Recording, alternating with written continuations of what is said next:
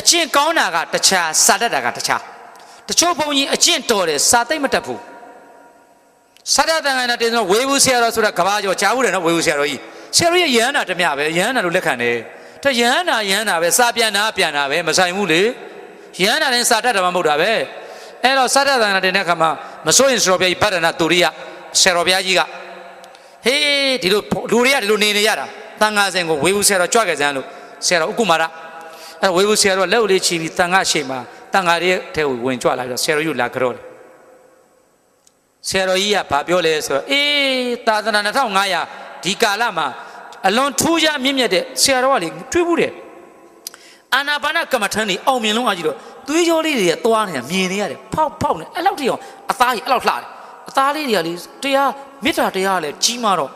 အသားရည်တွေကသူတို့ချောတာကရုပ်ရှင်မင်းသားမင်းသမီးတော့မဟုတ်ဘူးအသားလေးတွေကင်ကြည့်ပြရစီဖေဟာလို့အဲ့လိုဆရာတော်ကြီးတွေဟိုခန္ဒီဝန်းတော်ဆရာတော်ဘုရားကြီးတပည့်တော်ဘုန်းကြီးအသားလေးကင်ကြည့်နေတယ်လို့ဘာဖြစ်လို့လဲဆရာကြီးကင်ပြီးတော့စိတ်ထဲမှာလေ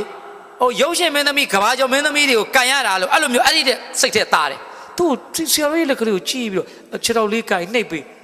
အဲ့ဒါဆရာကြီးကတို့ကိုပြောလိုက်ပါတယ်အခုတော့မရှိတော့ပါဘူးမောင်ပစင်းလေးရတဲ့ဒုများကိုအားကြတယ်ဟောကြတော့ဗျာတို့ကြတင်ငန်းလေးတစ်ထပ်ကြီးတို့ကြနဝကမားတွေဟိုကုံလုံးဆရာကြီးအဲ့တယ်ပဲသွားကင်ကြည့်တာ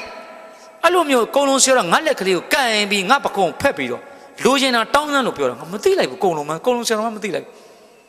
အဲ့တော့အဲ့ဆရာကြီးဆိုတော့သွားပြီးကင်ကြည့်တာဒါလေးကင်နှိပ်ပြီးဆရာကြီးဘယ်လိုကင်မလဲလွယ်လေးဆရာတော်ဗျာတပည့်တော်ဝတ်လေးပြုတ်ပြဆိုအနားရောက်သွားတာဟုတ်တယ်ဗောဒါရှေ့တော့လူလေ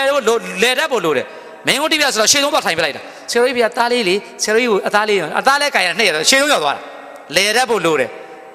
ပတ်စံဘယ်လောက်ရှိအဲ့ဒီလူရှေ့ဆုံးရောက်တာပဲနှိပ်တဲ့လူရှေ့ဆုံးရောက်တာအဲ့ဆရာကြီး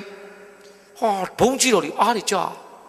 မောင်ပစင်းလေးကဒုများကိုအားကြတယ်ထင်တယ်ဟောကြောက်တော့ဗျာဆိုတော့ဘုံကြီးနေတာဗျာငါခလေးငငယ်ဟုတ်ဘုံကြီးတာအထင်မကြီးပါနဲ့တဲ့နော်နားတွေကိုဆွဲသွားတာ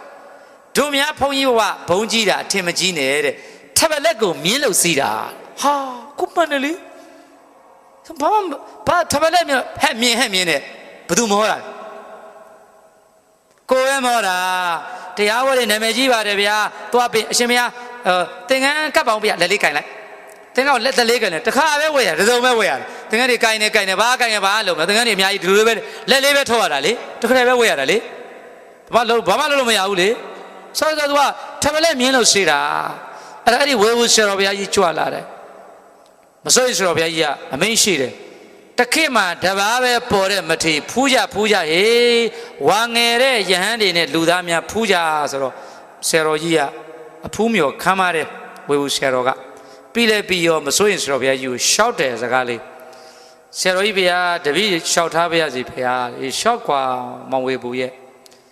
ပฏิပတ်ကိစ္စနဲ့ပတ်သက်တာဒီတန်ခါ2500ကြားမှာဘာမေးရင်လဲဖေဟာသူသိကြသွားပြီသူရမ်းတာလို့ပြောလိုက်တာပဲသူချွန့်ချင်တယ်ပရိပတ်တပည့်တော်တရားတော်ပရိပတ်နဲ့ကိစ္စတာဆရာတော်ဖះများမေးရင်ဆန်းရင်ဖြေဆိုအတွင်တုံဆိုင်မရှိဝင်မလေးပဲဖြေပါမိဖေဟာ